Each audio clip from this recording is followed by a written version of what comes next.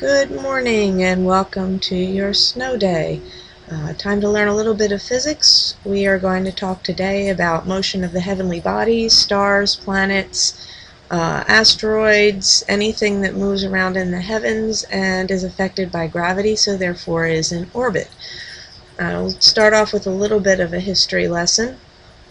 There was a man by the name of Tycho Brahe who was from Denmark, and he lived in the 1500s, and he became fascinated with the motion of the stars, the planets. He loved astronomy. So what he was able to do was he was able to convince the king of Denmark to give him an island, the island of, spelled H-V-E-N, probably Ven, but I like to pronounce it as heaven because he's studying the heavens and it'll help you remember that way.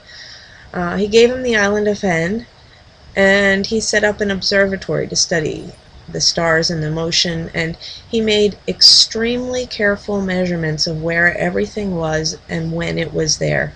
He was doing this because he liked to predict what was going to happen next. He did this for 20 years and was able to collect an enormous body of data. Now, he was very good at collecting the data. He was very good at predicting. However, he didn't quite have all the math behind his predictions to be able to do it 100%.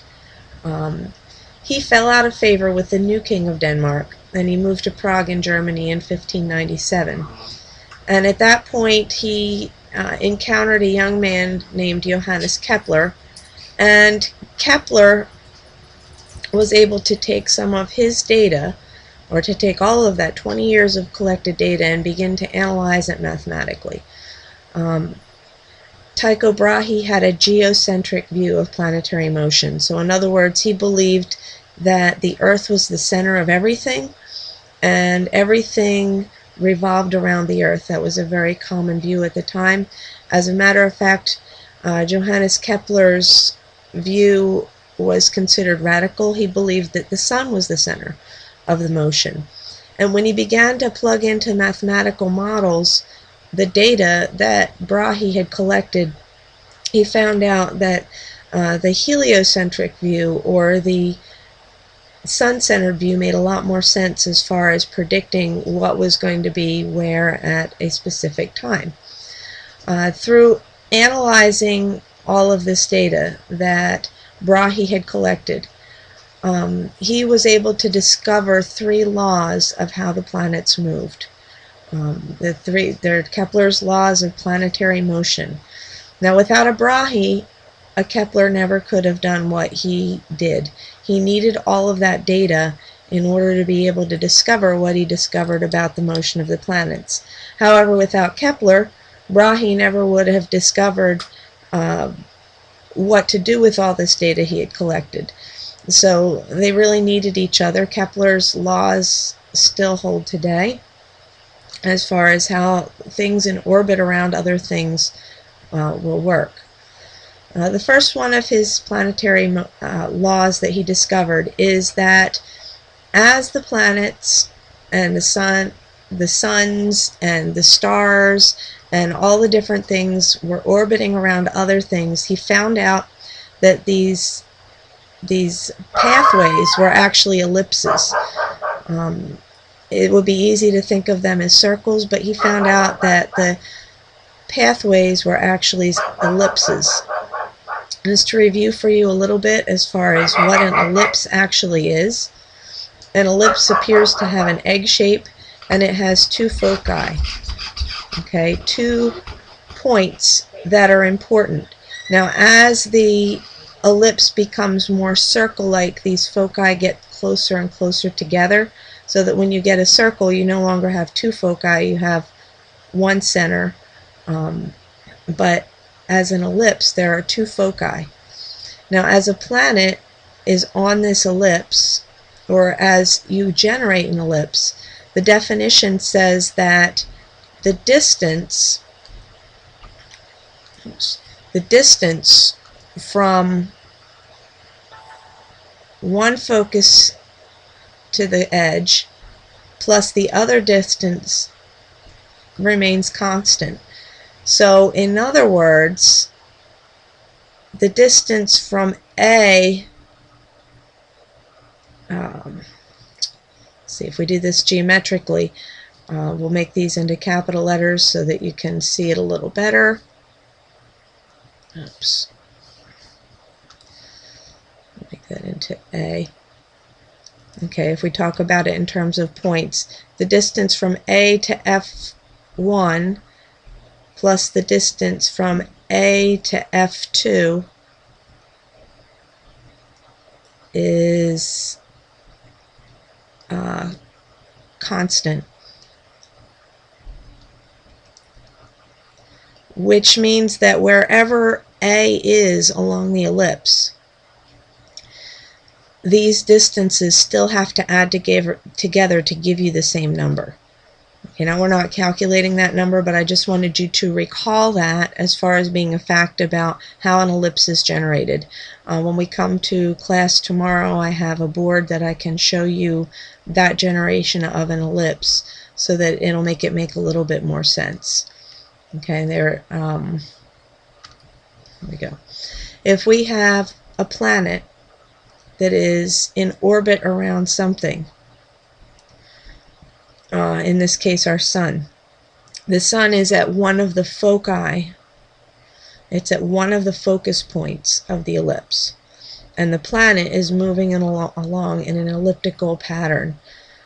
Okay, so the distance from that planet to the sun is this, plus the distance from that planet to the other focus will always be the same number, and it just continues to move and move and move in that pattern. And that was one thing that Kepler was able to discover as a law of planetary motion. It happens for all the planets. Okay, they're always following an elliptical pattern around the sun. The second law of motion that he discovered is that if you draw an imaginary line from the sun to the planet, it's going to sweep out equal areas during equal time intervals. Okay, so I made a little bit of a picture for that. So here's an imaginary line drawn from the sun to the planet. The planet is in orbit. So during a certain time interval, it will sweep out a certain area. So I've represented that with blue. And if you took two other readings as far as where the planet was located at two different times, as long as the time interval is the same, in other words, if this took 20 days, this takes 20 days. If this takes 35 days, this takes 35 days. This motion happens. But when the time intervals are equal, that means that the areas that are swept out by those time intervals are also equal. Okay, so as far as your studying purposes, you need to know those two laws of planetary motion along with the third one. Now, the first two laws are presented as facts. So in other words, the path of the planet is orbiting in an elliptical path, and the areas that are swept out during equal time intervals are equal. Those are the first two facts. The third fact has an equation with it, which means this is where a good number of our problems are going to come from that you'll be responsible to do. And it says the square of the ratio of the period of any two planets equals the cube of their average distances, of the ratio of their average distances from the sun. I need to correct that. Equals the cube of the ratio of their average distances from the sun. So these R stands for the average distance from the sun.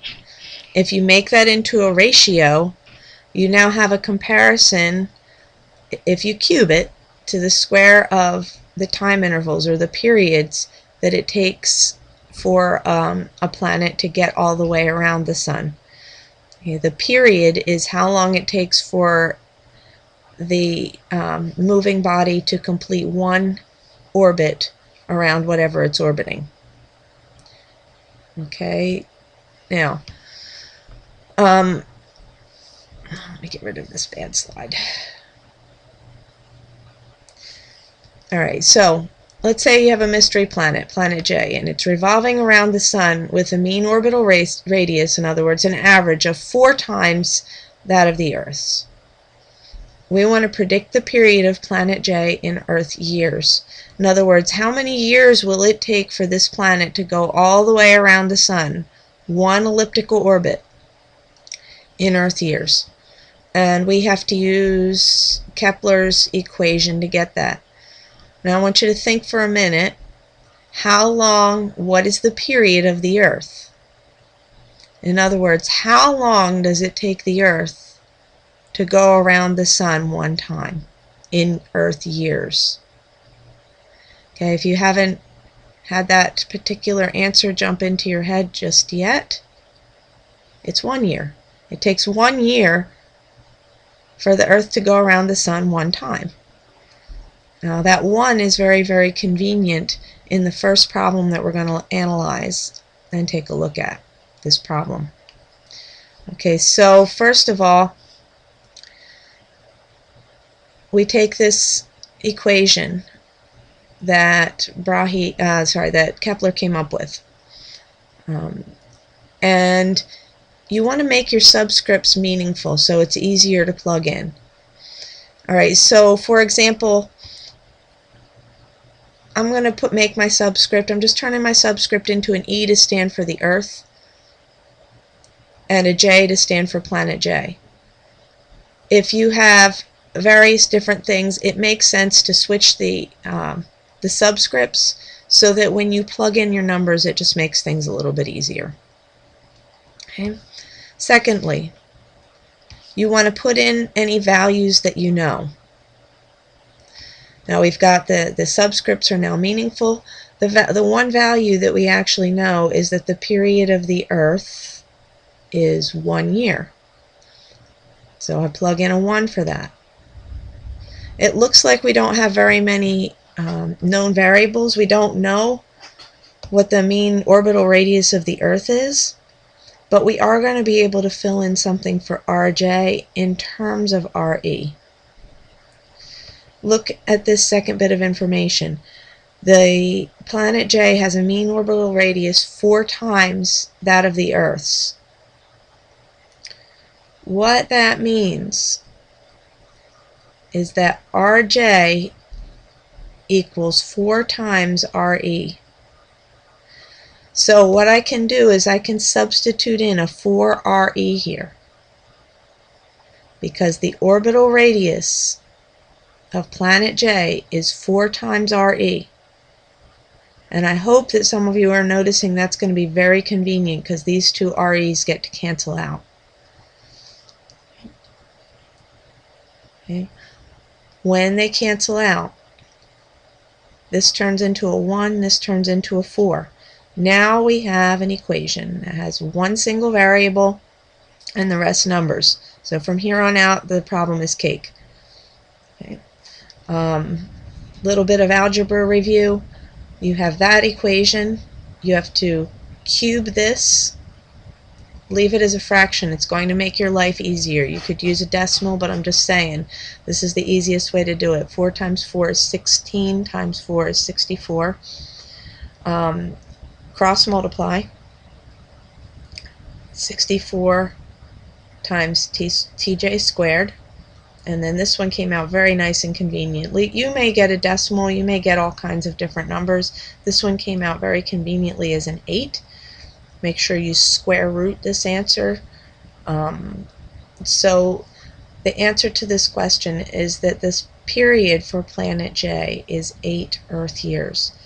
Now what we're going to do tomorrow is we're going to extend that a little bit and find out what happens when it's talking about Earth days. Find out how it works when we're talking about maybe the moon going around the Earth or a satellite going around the Earth. We have lots of satellites going around the Earth. They all have elliptical orbits, almost to the point where they're circles, but they have elliptical orbits. And so there's a lot of really useful calculations that can be done with these, but this is enough for today. You should try problem number 1 on page 180. You should be reading the chapter and making sure that you're ready to do a really good job when we come back to school tomorrow. Have a very, very blessed ending to your day.